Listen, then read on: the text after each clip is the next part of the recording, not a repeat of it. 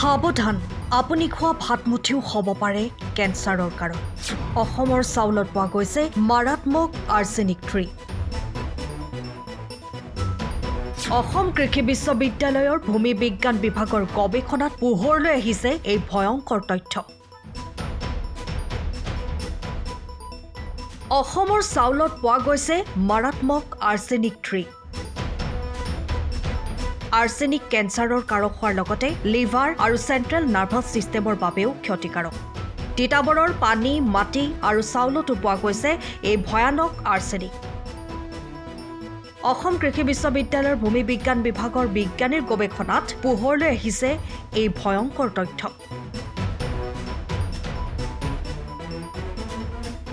অসমৰ মানুহৰ প্ৰধান খাদ্য ভাত, আৰু এতিয়া আপুনি মই গ্ৰহণ কৰা প্ৰিয় খাদ্য ভাতত ধৰা পৰিছে বিষাক্ত আৰ্ছেনিকৰ উপস্থিতি।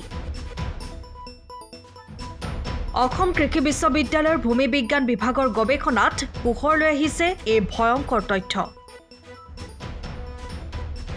অসমৰ ভিতৰতে সৰ্বাধিক ধান উৎপাদনৰ ঠাই বুলিলে সকলোৱে জানে যোৰহাট জিলাৰ তিতাবৰৰ কথা। কিন্তু এই তিতাবৰৰ ধান অথবা চাউলত পোৱা গৈছে মানৱ শৰীৰৰ বাবে ক্ষতিকাৰক আৰ্ছেনিক। অসম কৃষি বিশ্ববিদ্যালয়ৰ ভূমি বিজ্ঞান বিভাগৰ অধ্যাপক তথা কৃষি বিজ্ঞানী ডক্টৰ সমীৰণ দত্তৰ নেতৃত্বত এটা গৱেষকৰ দলে তিতাবৰৰ বচাগাঁও, মাধৱপুৰ, নাঙলগাঁও, লাহন, বেবেজিয়া গাঁৱৰ পৰা মাটি, পানী আৰু ধানৰ নমুনা সংগ্ৰহ কৰি গৱেষণাৰ অন্তত লাভ কৰিছে এই ভয়ানক তথ্য। উক্ত অঞ্চলসমূহত পানীত ভয়ানক ধৰণেৰে আৰ্ছেনিক পোৱাৰ লগতে মাটিত 10ৰ পৰা 15 মিলিগ্ৰাম, 1 কেজি চাউলত প্ৰায় 5ৰ পৰা 8 মিলিগ্ৰাম আৰ্ছেনিক পোৱা গৈছে। অৱশ্যে মাটিত 20 মিলিগ্ৰাম আৰু চাউলত 1 মিলিগ্ৰাম আৰ্ছেনিক সুৰক্ষিত বুলি কোৱা হৈছে যদিও চিন্তিত কৰি তুলিছে গৱেষকসকল। কাৰণ আৰ্ছেনিক কেঞ্চাৰ ৰোগৰ কাৰক আৰু এই আৰ্ছেনিকে লিভাৰ, চেণ্ট্ৰেল নাৰ্ভাছ ছিষ্টেমক ক্ষতি কৰে। উল্লেখযোগ্য যে তিতাবৰৰ চাউল যোৰহাটকে ধৰি অসমৰ বিভিন্ন প্ৰান্তৰ ৰাইজে ব্যৱহাৰ কৰি আহিছে। আমি গোটেই তিতাবৰ চাৰ্কুলটো আমি কৰিছিলোঁ, তাৰ 4 ঠাইত আমি লৈছিলোঁ। মোৰ অধীনতে এজন MEC, আমি 4 ঠাই মানে হলগুৰি, নাঙলগাঁও, বচাগাঁও, লেহেং, বেবেজিয়া বুলি 25টা ঠাইত আমি মানে সেই জেগাটোৰ অঞ্চলটোৰে 25 ঠাইত আমি চেম্পল 100 চেম্পল লৈছিলোঁ। 100 চেম্পল মানে মাটিও লৈছিলোঁ আমি, ছাৰ্ফেচ চেম্পল 0 to 15 চেণ্টিমিটাৰ বুলি আৰু এটা আমি প্ৰফাইল চেম্পল প্ৰতিটো অঞ্চলটো লৈছিলোঁ। 4টা প্ৰফাইল কৰিছিলোঁ আৰু 100 ছাৰ্ফেচ চেম্পল, এইটো মাটি। আৰু সেই প্ৰতিটো ঠাইতে আমি ভূগৰ্ভ পানীও লৈছিলোঁ, পানী যিটো টিউবৱেলৰ পৰা আমি পাওঁ খোৱা পানী, আৰু চেম্পল লৈছিলোঁ। আৰু পিছত গৈ পেলাই তাত যিখিনি ধান কৰা হৈছিলে তাৰ সেই গুটিও আমি সংগ্ৰহ কৰিছিলোঁ নমুনা, আৰু গোটেইখিনি আমি এনালাইচিছ কৰিছিলোঁ। এনালাইচিছ কৰাৰ পিছত দেখিছিলোঁ যে মাটিত যিটো পৰিমাণ আছে আমাৰ, সেইটো 20 মিলিগ্ৰাম প্ৰতি কেজি মাটিত এটা আমাৰ কৃষিভূমিৰ কাৰণে নিৰাপদ লেভেল বুলি ধৰা হয়। আমি কিন্তু তাতকৈ কমেই পাইছোঁ। সেই হিচাপত কৃষিভূমিত মাটিখিনি আমাৰ আৰ্ছেনিকৰ ফালৰ পৰা নিৰাপদ, কাৰণ আমি 10ৰ পৰা 15 মিলিগ্ৰাম প্ৰতি কেজি মাটিত পাইছোঁ। সেইটো ছেফ লিমিট বুলি বিশ্ব স্বাস্থ্য সংস্থা বা বিভিন্ন মানে আমাৰ ছ'চাইটিবিলাকত ধৰা হৈছে বুলি। কিন্তু যিটো পানীৰ পৰিমাণ সেইটো কিন্তু অতি মাৰাত্মক হিচাপে আমি বেছি পাইছোঁ। ৱৰ্ল্ড হেল্থ অৰ্গেনাইজেশ্যনৰ আপোনাৰ 10 মাইক্ৰগ্ৰাম, নট মিলিগ্ৰাম, মাইক্ৰগ্ৰাম, 1000 মিলি মানে ভাগ মিলিগ্ৰাম, 10 মাইক্ৰগ্ৰাম 1 লিটাৰত আমি ছেফ বুলি ধৰোঁ WHO যিটো গাইডলাইন মতে, কিন্তু আমি তাত 10ৰ পৰা 20 গুণ বেছি পাইছোঁ। আমি প্ৰায় 132ৰ পৰা ধৰক 212লৈকে 212 মিলিগ্ৰাম প্ৰতি লিটাৰত পাইছোঁ, যিটো বৰ ভয়াৱহ মানে তথ্য আমাৰ পাইছোঁ এইটো। আৰু তাৰ আমি যিটো ধানৰ কথা কৈছিলোঁ, আমি গুটি যিটো মিলিং কৰাৰ পিছত যিটো চাউল, তাৰ চেম্পল আমি মানে ধানৰ চেম্পল আমি এইটো চাউললৈ ডিহাস্কিং কৰি চাউল কৰি পেলাই তাৰো আমি টোটেল আৰ্ছেনিকটো চাইছিলোঁ। সেইটো কিন্তু ছেফ লিমিট 1 মিলিগ্ৰাম পাৰ কেজি ধৰে, গ্ৰেইন ধৰে। সেইটো আমি 0.8 টু হাইয়েষ্ট পাইছিলোঁ, 0.85, অন এন এভাৰেজ আমি 0.72 এনেকুৱা পাইছিলোঁ মিলিগ্ৰাম প্ৰতি কেজি।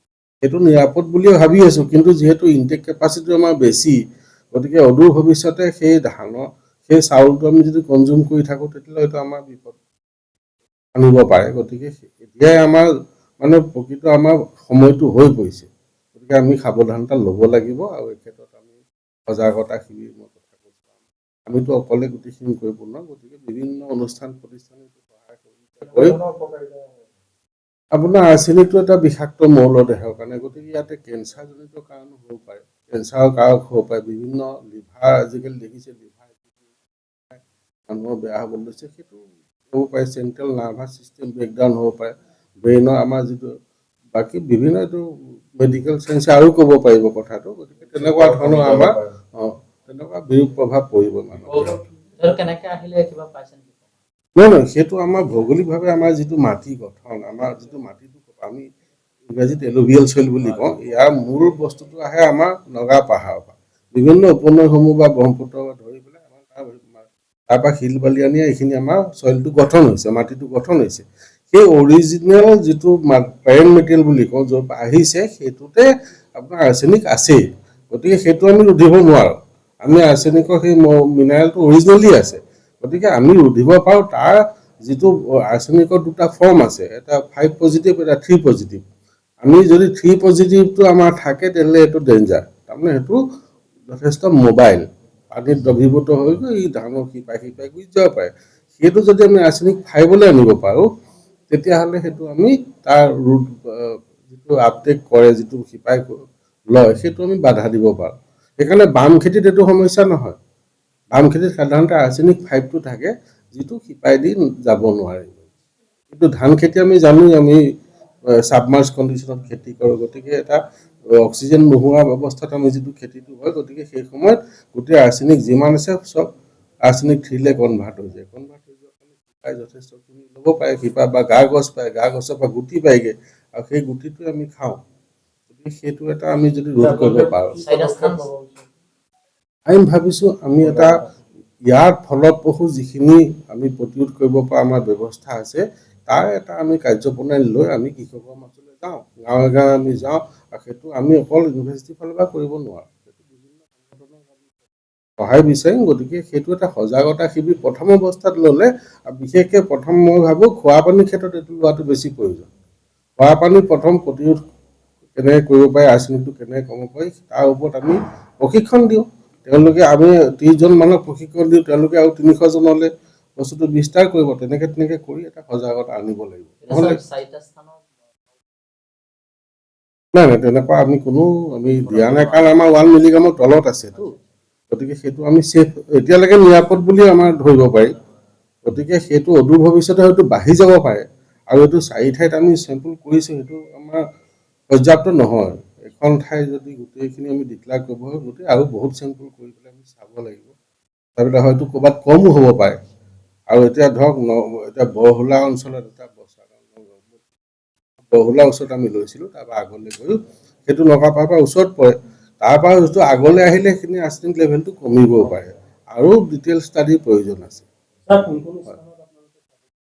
আমি লৈছিলোঁ আপোনাৰ এখন বচা গাঁও বুলি কয়, আৰু বৰহোলা ওচৰত মই একজেক্ট বচা গাঁও, নাঙলগাঁও, লেহেং বেবেজী আৰু খলগুৰি। খলগুৰিটো অকণমান বানপানী হয় বুলি তেতিয়া ৰাইজে কৈছিলে, অকণমান কাকডোঙা তাত কিন্তু আমি পানীত বেছি পাইছিলোঁ। তিতাবৰ মৌজাটোৱে আমি কৰিছিলোঁ। Bureau report, time of Assam. সময়ৰ খবৰ সময়ত পাবলৈ ফ'ল' কৰক টাইম অফ আছাম।